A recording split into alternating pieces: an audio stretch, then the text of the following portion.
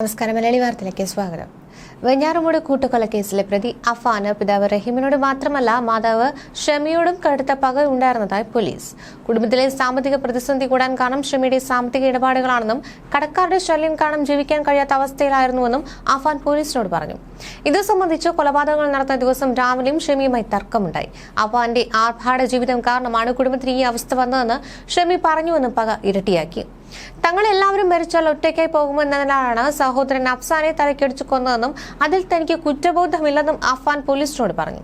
സാമ്പത്തിക പ്രതിസന്ധിക്കിടയിൽ പണയം വെച്ച മാല തിരികെ ചോദിച്ചതിനാൽ സുഹൃത്ത് ഫർസാനയോടും ദേഷ്യമുണ്ടായി. ഇതിനാലാണ് വീട്ടിലേക്ക് വിളിച്ചു വരുത്തി കൊലപ്പെടുത്തിയത്. പിതൃമാതാവ് സൽമാ ബീവിയെ കൊലപ്പെടുത്തിയ ശേഷം സ്വർണ്ണമാല കൈക്കലാക്കി. ഈ മാല പണയം വെച്ച് 75,000 രൂപ വാങ്ങിയ ശേഷം കല്ലറയിലെ ATM മെഷീനിൽ ഉപയോഗിച്ച് 45,000 രൂപ അക്കൗണ്ടിലേക്ക് ഡെപ്പോസിറ്റ് ചെയ്തു. തുടർന്ന് ഈ പണം രാവിലെ വിളിച്ച് ശല്യപ്പെടുത്തിയ 4 കടക്കാർക്ക് അയച്ചു കൊടുത്തു. കൊലപാതകങ്ങൾ നടന്ന ദിവസം കടക്കാർ വീട്ടിൽ പണം ചോദിച്ചു വന്നാൽ അപായപ്പെടുത്താൻ അഫാൻ മുളകുപൊടി വാങ്ങി സൂക്ഷിച്ചിരുന്നു.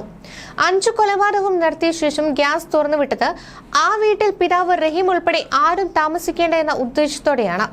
ഗ്യാസ് തുറന്നുവിട്ട ശേഷം തനിയെ വീട് കത്തുമെന്ന് കരുതിയാണ് വീട് പൂട്ടി പോലീസ് സ്റ്റേഷനിലേക്ക് പോയത്. പല വീടുകളിലായി തലക്കടിച്ചു കൊലപ്പെടുത്തിയവരുടെ വിവരം പുറം ലോകത്തെ അറിയിക്കണമെന്ന ഉദ്ദേശത്തോടെയാണ് പോലീസ് സ്റ്റേഷനിലേക്ക് പോയത്.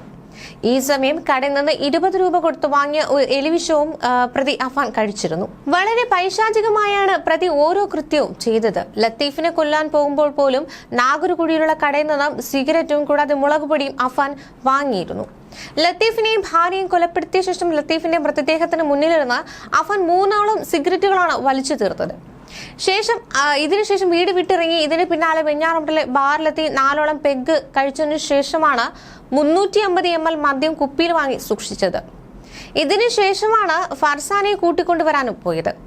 മാതാവ് ഷമിക്ക് സുഖമില്ലെന്ന് പറഞ്ഞായിരുന്നു ഫർസാനെ വീട്ടിലേക്ക് വിളിച്ചു വരുത്തിയത്.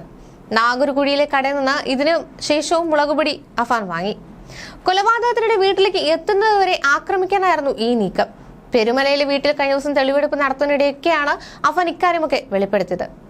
സാമ്പത്തിക പ്രയാസങ്ങളിൽ ഞെരുങ്ങി ആത്മഹത്യ ചെയ്യാനാണ് അഫാന്റെ കുടുംബം തീരുമാനിച്ചതെങ്കിൽ അഫാൻ വീട്ടിലേക്ക് കാമുക്കി ഫർസാനെ എന്തിനു വിളിച്ചുകൊണ്ടുവന്നു എന്ന ചോദ്യം പോലീസിന് മുന്നിൽ ബാക്കിയായിരുന്നു. താൻ കൊലപാതകം നടത്തിയ സാഹചര്യത്തിൽ ഫർസാനയ്ക്ക് ആരുമില്ലാത്ത അവസ്ഥ വരാതിരിക്കാനാണ് ഫർസാനെ കൂടി കൊന്നതെന്നായിരുന്നു അഫാൻ ആദ്യമൊക്കെ പറഞ്ഞ് വാർത്തകൾ ഉണ്ടാക്കിയത്. തെളിവെടുപ്പ് വേളയിലായിരുന്നു പിന്നീട് യഥാർത്ഥ കാര്യം അഫാൻ തന്നെ വിവരിച്ചത്. അതായത് അഫാൻ പറയുമ്പോൾ ഒരു മാലയെ കുറിച്ചുള്ള വിവരമാണ് പോലീസിനോട് ആദ്യം വെളിപ്പെടുത്തിയത്. അബ്ദുറഹീമിന്റെ കാർ പണയപ്പെടുത്തിയത് ഫർസാനയുടെ മാല തിരികെ എടുത്ത് നൽകാനായിരുന്നുവെന്നും അഫാൻ പോലീസിനോട് പറഞ്ഞു. തനിക്ക് ഫർസാനോട് പിന്നീട് പ്രണയമല്ല കടുത്ത പകയാണ് തോന്നിയെന്നും അഫാൻ പറഞ്ഞു. പണയം വെക്കാൻ നൽകിയ മാല തിരികെ ചോദിച്ചതായിരുന്നു വൈരാഗ്യ കാരണമെന്നാണ് അഫാൻ പോലീസിനോട് ഏറ്റവും ഒടുവിലായി വെളിപ്പെടുത്തിയത്. അഫാന് മാല നൽകിയ വിവരം ഫർസാന്റെ വീട്ടിൽ തന്നെ അറിഞ്ഞിരുന്നു. മാല തിരികെ കിട്ടാൻ ഫർസാന അഫാനെ സമ്മർദ്ദപ്പെടുത്തിയെന്നും ഇത് ഫർസാനയോട് തനിക്ക് കടുത്ത പകയ്ക്ക് കാരണമെന്നും ഒക്കെയാണ് അഫാന്റെ മൊഴി. ഈ മാലയൊക്കെ അഫാന് നൽകിയ ശേഷം അവധി ദിവസങ്ങളിൽ പോലും ഫർസാന വീട്ടിൽ ഇരുന്നിട്ടില്ല. കാരണം ബസ് സ്റ്റാൻഡിലും മറ്റു സ്ഥലങ്ങളിലും ഒക്കെ പോയി ഇരിക്കേണ്ടി വന്നൊരു അവസ്ഥ. മാതാവ് മാല ഇല്ലാത്തത് ചോദ്യം ചെയ്യാൻ തുടങ്ങിയതോടെയാണ് ഇത് പേടിച്ചിട്ട് ഫർസാന വീട്ടിൽ തന്നെ ഇരിക്കാതെ പുറത്തേക്ക് ഇറങ്ങിയത് തന്നെ. എന്നാൽ മാല എടുത്തു നൽകാൻ കാലതാമസം നേരിട്ടതോടെ പക്ഷേ ഫർസാനയുടെ ഉമ്മ ഈ കഴുത്തിൽ എന്തുകൊണ്ട് മാല ഇല്ല എന്നുള്ള ചോദ്യം ചോദിച്ചു. പിന്നീട് വിവരം അറിഞ്ഞതോടെയാണ് മാല എത്രയും വേഗം എടുത്തു തരണമെന്ന് ആവശ്യപ്പെട്ട് ഈ അഫാനുമേൽ ഫർസാന കൂടുതൽ സമ്മർദ്ദം ചെലുത്തി തുടങ്ങിയത്. ഇതോടെ ഫർസാനയോട് വൈരാഗ്യം കടുത്തുവെന്നാണ് അഫാന്റെ മൊഴി. പിന്നീട് ഉമ്മ ഷമിയെ ഷാൾ ഉപയോഗിച്ച് ഭിത്തിയിൽ തലക്കടിച്ച് കൊലപ്പെടുത്താനാണ് ആദ്യം അഫാൻ ശ്രമിച്ചത്. പിന്നീട് രക്തം വാർന്ന നിലയിൽ ഉമ്മയെ മുറിയിലിട്ട് പൂട്ടിയ ശേഷം ഇയാൾ മുത്തശ്ശി സൽമാ ബീവിയുടെ വീട്ടിലേക്കായിരുന്നു പോയത്. മുത്തശ്ശിയും പിതൃ സഹോദരനെയും അദ്ദേഹത്തിന്റെ ഭാര്യയും കൊലപ്പെടുത്തിയ ശേഷമാണ് തിരികെ വീട്ടിലെത്തിയ അഫാൻ മുറിയിൽ നിന്ന് ഈ ഉമ്മയുടെ ഞരക്കം കേട്ടത്.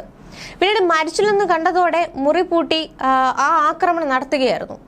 ശബ്ദം കേട്ട് ആരെങ്കിലും അപ്പോഴും എത്തിയാൽ ഈ മുളക് പ്രയോഗിക്കാനായിട്ട് അഫാൻ തയ്യാറായി തന്നെയായിരുന്നു നിന്നത്. ഉമ്മയെ രണ്ടാമത് ആക്രമിച്ചത് തലയ്ക്ക് ചുറ്റിക കൊണ്ട് അടിച്ചുകൊണ്ടായിരുന്നു. പിന്നീട് ഈ ആക്രമിച്ച വിവരം പുറത്തറിയിക്കാതിരിക്കാനും ഇവിടെ വന്ന് ആരും ഷമിയെ രക്ഷിക്കാതിരിക്കാനുമായി മുറി പൂട്ടിയ ശേഷം അഫാൻ താക്കോൽ ശുചിമുറിയിലെ ഫ്ലഷ് ടാങ്കിൽ ഉപേക്ഷിച്ചിരുന്നു. ഈ പെരുമലയിലെ വീട്ടിൽ നിന്ന് പിന്നീട് തെളിവെടുപ്പിനിടെ ഈ താക്കോൽ പോലീസ് കണ്ടെടുക്കുകയും ചെയ്തിട്ടുണ്ട്.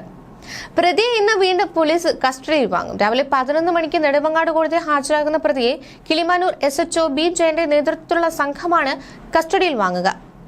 അഫാൻ കൊലപ്പെടുത്തിയ പിതൃസഹോദരൻ പുല്ലമ്പാറ എസ്വൻപുരം ജസ്ലാം മൻസിൽ അബ്ദുൽ ലത്തീഫ്, അദ്ദേഹത്തിന്റെ ഭാര്യ സജിത ബീവി എന്നിവരുടെ മരണവുമായി ബന്ധപ്പെട്ടാണ് കസ്റ്റഡിയിലെടുക്കുന്നത്. ഈ കേസിന്റെ അന്വേഷണ ചുമതല കിളിമാനൂർ SHOയ്ക്കാണ്. അഫാനെ സ്റ്റേഷനിൽ എത്തിച്ച് വിശദമായി തന്നെ ചോദ്യം ചെയ്യും. തുടർന്ന് ഇന്ന് വൈകിട്ടോ അല്ലെങ്കിൽ നാളെ രാവിലെയോ എസ്എൻപുരത്തെത്തിയായിരിക്കും തെളിവെടുപ്പ് നടത്തുക.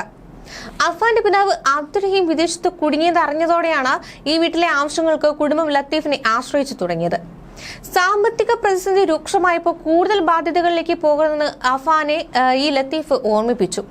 ഇത് തങ്ങളുടെ സ്വാതന്ത്ര്യത്തിന് ബുദ്ധിമുട്ടാകുന്നുവെന്ന് അഫാൻ പലതവണ മാതാവ് ഷെമിയോട് പറഞ്ഞുവെന്നാണ് പോലീസിന് ലഭിച്ചിട്ടുള്ള വിവരം. സാമ്പത്തിക ബുദ്ധിമുട്ട് പരിഹരിക്കാൻ ലത്തീഫ് സഹായിച്ചില്ലെന്ന പരാതിയും അഫാനുണ്ടായി. പെൺ സുഹൃത്തുമായുള്ള വിവാഹത്തെ എതിർത്തതും പരിഹസിച്ചതും ഒക്കെ അഫാന് ലത്തീഫിനോടുള്ള വൈരാഗ്യത്തിന് കാരണമായി മാറുകയായിരുന്നു. ഈ സംഭവ ദിവസം എസ്എൻപുരത്തെത്തിയ വീട്ടിലേക്ക് എത്തിയ അഫാൻ വാക്കുതർക്കത്തിനൊടുവിലാണ് ലത്തീഫിനെ ചുറ്റികൊണ്ട് അടിച്ചു വീഴ്ത്തിയത്. അടുക്കളയിലായിരുന്ന സജിതയെ പിന്നാലെ എത്തി കൊലപ്പെടുത്തുകയായിരുന്നു. എസ്എൻപുരത്തേക്കുള്ള വഴികളിലെ CCTV ദൃശ്യങ്ങളും ശാസ്ത്രീയ സാഹചര്യ തെളിവുകളും അഫാന്റെ മൊഴിയും കൂട്ടിയിണക്കിയ ശേഷമായിരിക്കും പോലീസ് അന്വേഷണം നടത്തുക.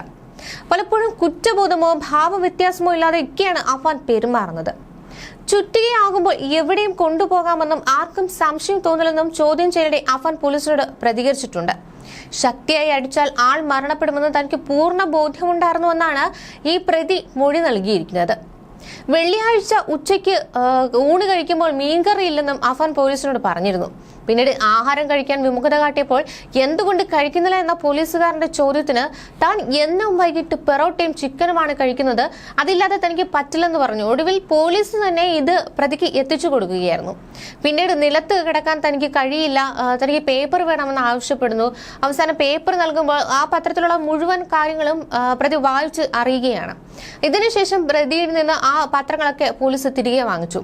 പിന്നീട് പായ സംഘടിപ്പിച്ച് പ്രതിക്ക് നൽകുകയും ചെയ്തു. കുടുംബം കടബാധ്യതയിൽ മുങ്ങി നിൽക്കുമ്പോൾ പിതൃമാതാവിനോട് സാമ്പത്തിക സഹായം ആവശ്യപ്പെട്ടെങ്കിലും ലഭിച്ചിരുന്നില്ല. ഇവരുടെ കൈവശം 2 സ്വർണ്ണമാല ഉണ്ടായിരുന്നെന്നും പിന്നീട് ഒന്ന് കാണാതായെന്നും അഫാൻ പറഞ്ഞിട്ടുണ്ട്. ബന്ധുവായ മറ്റൊരാൾക്ക് മാല കൊടുത്തെന്ന് മനസ്സിലായതോടെയാണ് ഈ വൈരാഗ്യം തോന്നിയതെന്നാണ് അഫാൻ കഴിഞ്ഞ ദിവസം പറഞ്ഞത്. സ്റ്റേഷനിലൊക്കെ കുഴഞ്ഞു വീണും പ്രതി നാടകം കളിച്ചിട്ടുണ്ട്.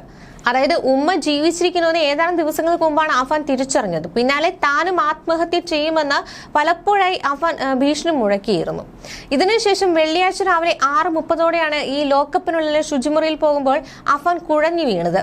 ലോക്കപ്പിൽ നിന്ന് ഏകദേശം 3 അടിയോളം ഉയരമുള്ളതാണ് ഈ ശുചിമുറി. അതിനു മുകളിൽ കയറിയ അഫാൻ പെട്ടെന്ന് താഴേക്ക് വീഴുകയായിരുന്നു. ഉടൻ കല്ലറയിലെ പ്രാഥമികാരോഗ്യ കേന്ദ്രത്തിലും പോലീസ് എത്തിച്ചു. പിന്നീട് പരിശോധനയിൽ പ്രശ്നങ്ങളൊന്നും കണ്ടിട്ടില്ലെന്നും രക്തസമ്മർദ്ദം സാധാരണ നിലയിലാണെന്നുമൊക്കെയാണ് പോലീസ് പറഞ്ഞത്. സ്റ്റേഷനിലെ ശുചിമുറി ഉപയോഗിക്കാൻ പ്രയാസമാണെന്നാണ് അഫാൻ ഡോക്ടറോട് അന്ന് പ്രതികരിച്ചിരുന്നത്. പിന്നീട് തലകറക്കത്തിനുള്ള ഗുളികയും ORS ലായനിയും മാത്രമാണ് അഫാന് നൽകിയിട്ടുള്ളത്.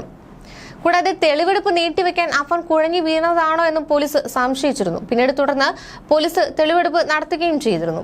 ഇപ്പോൾ പുറത്തുവരുന്ന വിവരമനുസരിച്ച് അഫാൻ സ്റ്റേഷനിൽ ഉടുത്തിരുന്നത് ഒരു പേശയായിരുന്നു. അഫാന്റെ ആത്മഹത്യാ പ്രവണതയെക്കുറിച്ചൊക്കെ പോലീസുകാർക്ക് വളരെയധികം ഭയമുണ്ട്. ഇതേ തുടർന്ന് അഫാൻ ഉടുത്തിരുന്ന പേശയെ മാറ്റി ഇപ്പോൾ ട്രൗസർ ആക്കിയിരിക്കുകയാണ്. കാരണം അത്തരത്തിലൊരു നീക്കം തന്നെയാണ് അന്വേഷണ സംഘം നടത്തുന്നത്. തെളിവെടുപ്പിന് മുമ്പ് തന്നെ അഫാന് വേണ്ടിയിട്ട് കാവലിരുന്ന പോലീസുകാരൻ പോലും കുഴഞ്ഞു വീഴുന്ന അവസ്ഥയായിരുന്നു. അത്തരത്തിൽ അന്വേഷണ സംഘം പോലും പ്രതിക്ക് മുന്നിൽ പലതരം വെല്ലുവിളികൾ നേരിടുകയാണ്. ന്യൂസ് ഡെസ്ക് മലയാളി വാർത്ത.